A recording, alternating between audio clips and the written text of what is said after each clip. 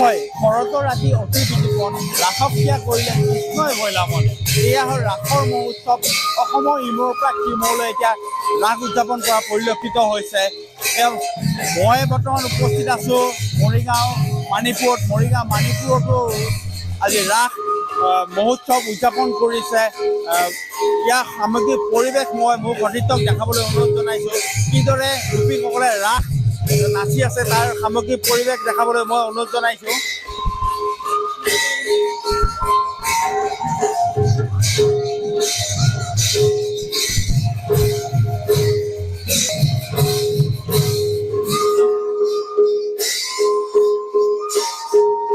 কি সুন্দৰভাৱে গোপীসকলে গেলিগোপাল নাটৰ আধাৰত যি ৰাস মহোৎসৱ হয় সেই ৰাস মহোৎসৱ অতি সুন্দৰভাৱে সৰু শিশুৰ পৰা আচলতে জীয়ৰী লৈ অতি সুন্দৰকৈ ৰাস নৃত্য কৰিছে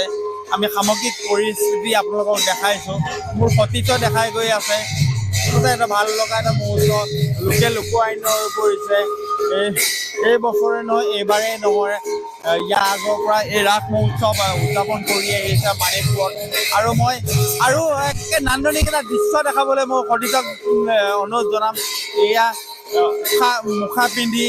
অভিনয় কৰিছে সুন্দৰভাৱে কঁকালত সৰু এটা খালৈ আৰু হাতত জাকৈ লৈ মই আপুনি জাকৈ খালৈ লৈ ৰাস নৃত্য কৰিছে জাকৈখন অকণ দাঙি দেখাই দিব জাকৈখন অকণ দাঙি দেখাই দিব মাছ পাইছেনে কেনেকুৱা লাগিছে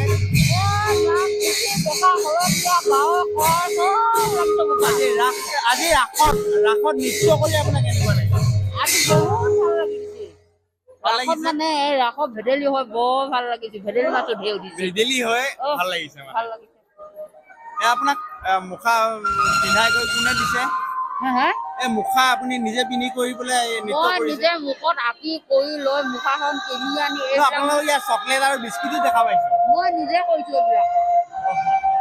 আৰু আইডিয়াত মই কৰা নাই মই নিজে কৰিছোঁ নিশ্চয় নিশ্চয় এয়া মই সামগ্ৰিক পৰিৱেশ দেখাবলৈ মোৰ সতীৰ্থ দীপাংকক অনুৰোধ জনাইছোঁ আৰু এটা কথা ক'ব লাগিব ইয়াতে সুন্দৰভাৱে সৰু সৰু যিবোৰ মানে কণমানি ছোৱালীবোৰে গোপী হৈ নাচিছে আৰু নিশ্চয় এইদৰে ৰাস উদযাপন কৰিছে বীৰংগনা গ্ৰাম্য সংগঠন মাণিপুৰে মই সভানেত্ৰী ওচৰলৈ বা যিসকলে এই ৰাসখন উদযাপন কৰিছে তেখেতসকলৰ ওচৰলৈ যাবলৈ চেষ্টা কৰিছোঁ তেখেতসকলৰ ওচৰলৈ কথা পাতিম এয়া সভানেত্ৰীৰ ওচৰলৈ আহিছোঁ নমস্কাৰ মই মাণিপুৰ বীৰংগনা গ্ৰাম্য সংগঠনৰ সভানেত্ৰী হওঁ আমি এতিয়া এয়া তৃতীয় বৰ্ষ আমি ৰাস পাতি আছোঁ এতিয়া চৰকাৰে আমাক অলপ সাহাৰ্য দিছে সেইবাবে চৰকাৰৰ পৰা আমি অনুপ্ৰাণিত হৈছোঁ যে সেইকাৰণে ৰাসখন পাতিবৰ কাৰণে সাহস কৰিছোঁ আৰু সকলো সহায় সহযোগিতা পাইছোঁ সেইকাৰণে আমি মহিলা সংগঠনটোৱে ৰাস পাতিছোঁ আমাৰ গ্ৰাম্য সংগঠনটোত 20টা SAG আছে মানে গোট আছে এটা গ্ৰাম্য সংগঠনত 20টা গোট থাকে সেই 20টা গোটৰ 200গৰাকী মহিলা 200 অলপ বেছি থাকে সেইখিনি মহিলাইদি আমি এই ৰাসখন পাতিছোঁ তৃতীয় বৰ্ষ আৰু ইয়াৰ এইবছৰৰ পিছত অলপ ব্যতিক্ৰমী পাতিবৰ কাৰণে চেষ্টা কৰিম কাৰণ আমাৰ সিমানখিনি ধন মজুত নাই যে তথাপিও আমি এইবছৰৰ পৰা অলপ সংগ্ৰহ কৰি পেলাই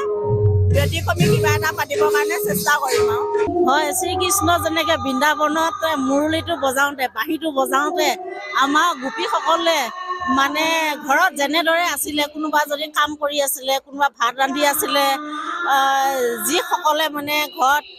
ঘৰৰ কাম বনৰ মাজত ব্যস্ত হৈ আছিলে যেতিয়া বৃন্দাবনৰ মানে বাঁহী ফূৰ্তি শুনিলে তেওঁলোকে সকলো কাম মন এৰি কৃষ্ণৰ লগত মানে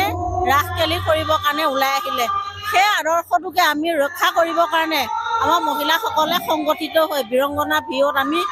20টা আত্মসহায়ক গোটৰ এটা সংগঠিত গোট। এই গোটৰ 20টা গোটৰ সংগঠিত গোট হৈ পেলাই আমি ৰাস পাতিবৰ কাৰণে মানে মনস্তত্ব কৰিছোঁ। ভৱিষ্যতে আৰু ইয়াতকৈ মানে ব্যতিক্ৰমী পাতিম বুলি আমি বহুত আশাবাদী। পদক্ষেপ আমি ইয়াতকৈ অলপ উন্নত কৰিম বুলি ভাবিছোঁ আৰু ইয়াতকৈ উন্নত যাতে মানে অলপ জাকত জিলিকা হয় আৰু নিশ্চয় মৰিগাঁও মানিপুৰ ৰান্ধনী পৰিৱেশ দেখাই আছো। শ্ৰীকৃষ্ণ কিদৰে বাঁহী বজাই মতলীয়া হৈছে ৰাধাৰ মাজত সামগ্ৰিক পৰিৱেশ দেখাবলৈ অনুৰোধ আছে। মোৰ অতীতক সম্পূৰ্ণ দ্বিতীয়খন গপুৰলৈ পৰিণত হৈছে মৰিগাঁও মানিপুৰ আদি। সমগ্ৰ অসমতে এয়া ৰাসৰ মহোৎসৱ। ৰাসৰ মহোৎসৱত সমগ্ৰ অসমে ৰাস উদযাপন কৰিছে। হয়, নিশ্চয়কৈ এইদৰে সকলো অসমবাসী ৰাইজৰ লগতে মৰিগাঁওবাসী মানিপুৰবাসী ৰাইজেও এই ৰাসৰ মহোৎসৱ উদযাপন কৰা পৰিলক্ষিত হৈছে। সময়ৰ খবৰ সময়ত পাবলৈ ফ'ল' কৰক টাইম অফ আছাম।